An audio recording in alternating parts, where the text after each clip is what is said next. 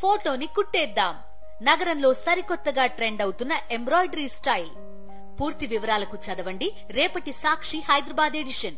ఒక brandy shop నష్టపోకుండా ఉండాలంటే మినిమం 2.5 లక్షల నుంచి 3 లక్షలు జరగాలి.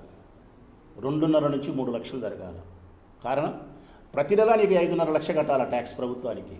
ప్రతి నెల 5.5 లక్ష ట్యాక్స్ కట్టాలి.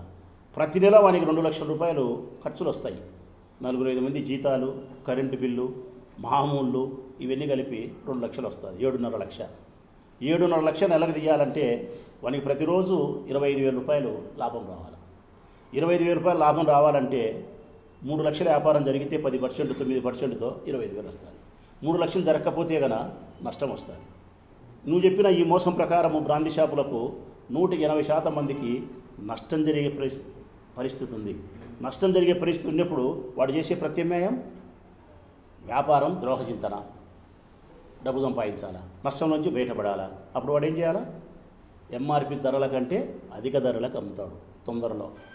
రెండవది, విచ్చలవిడిగా బెల్ట్ షాపులు ఓపెన్ చేసినారు. మూడవది, కల్తీ మద్యం ఇస్తాడు. దాంట్లో నీళ్లు కలుపుతాడు, బ్లెండర్ స్పైల్లో తీసుకొచ్చి చీప్ లిక్కర్ కలుపుతాడు. రకరకాల కల్తీ జరుగుతుంది. అంటే కల్తీ విస్కీని ప్రజలకు తాపించి వారి ఆరోగ్యాన్ని అనారోగ్యం జరుగుతుంది. విచ్చలవిడిగా బెల్ట్ షాపులు ఓపెన్ చేసి మద్యం ఏరులై పారుతూ ఉంది.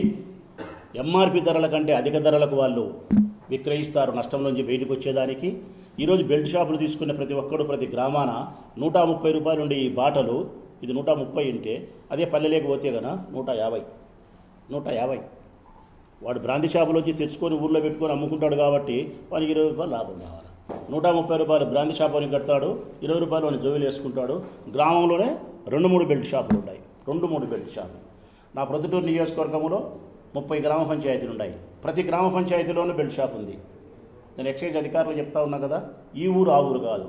పెద్ద ఊర్లు 2,000-3,000 ఓట్లు ఉండే ఊర్లు అయితే కనుక 2-3 బెల్ట్ షాపులు ఉన్నాయి. ఒక్కొక్క బెల్ట్ షాప్ దగ్గర ₹1,00,000 నుంచి 2 లక్షల రూపాయలు డిపాజిట్ చేసుకొని వాళ్ళకి సరికిస్తే ఊర్లో అమ్ముతున్నారు. ప్రొద్దుటూరులో మందు తాగుతాడు, గ్రామానికి పోతాడు. ఆడిపోయిన తర్వాత మళ్ళీ ఆ సరిగాలి కొంత కైపు తగ్గింటుంది, మళ్ళీ 2 అంశలో 3 అంశలో తాగుతాడు, ఊళ్ళో దొరుకుతుంది కాబట్టి. అంటే మద్యాన్ని ఎక్కువ తాగడానికి, తాగి డబ్బు పోగొట్టుకునేదానికి, ఆరోగ్యం పోగొట్టుకునేదానికి, తాగిన మైకంలో చిల్లర గలాటలు చేసుకునేదానికి ఒక్కటి కాదు అనర్థం.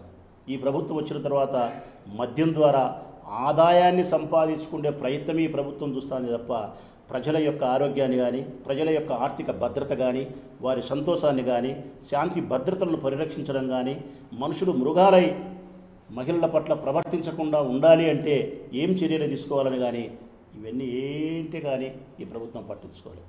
ఒక్కటే డబ్బు డబ్బు డబ్బు డబ్బు. ఈ ప్రభుత్వం యొక్క అనాలోచిత నిర్ణయాల వలన ప్రజలు నష్టపోతున్నారు. పూర్తి స్థాయిలో ప్రజలు నష్టపోతున్నారు. వ్యాపారస్తులు కూడా లాభపడతారనే విశ్వాసం నాకైతే లేదు. నష్టపోయే పరిస్థితి ఉంది. నష్టపోతారు కాబట్టి వాళ్ళు తప్పుడు మార్గాలలో డబ్బు సంపాదించే ప్రయత్నం చేస్తారు. వాళ్ళు తప్పుడు మార్గాలు అవలంబించే ప్రతి తప్పుడు మార్గం కూడా అది ప్రజలకు నష్టం చేస్తుందని కూడా నేను భావిస్తూ ఉన్నాను. అంతేకాకుండా ఈ ప్రభుత్వం వచ్చిన తర్వాత ఏమేమి వాళ్ళు చేసి ఈ మద్యం వ్యాపారం ద్వారా ప్రజలకు ఏమేమి నష్టం జరుగుతుంది అనేదానికి మద్యం దుకాణాలు విపరీతంగా పెంచినారు. అంతకుముందు జగన్మోహన్ రెడ్డి గారి ప్రభుత్వంలో ఉండేదానికంటే విపరీతంగా షాపులు పెంచినారు.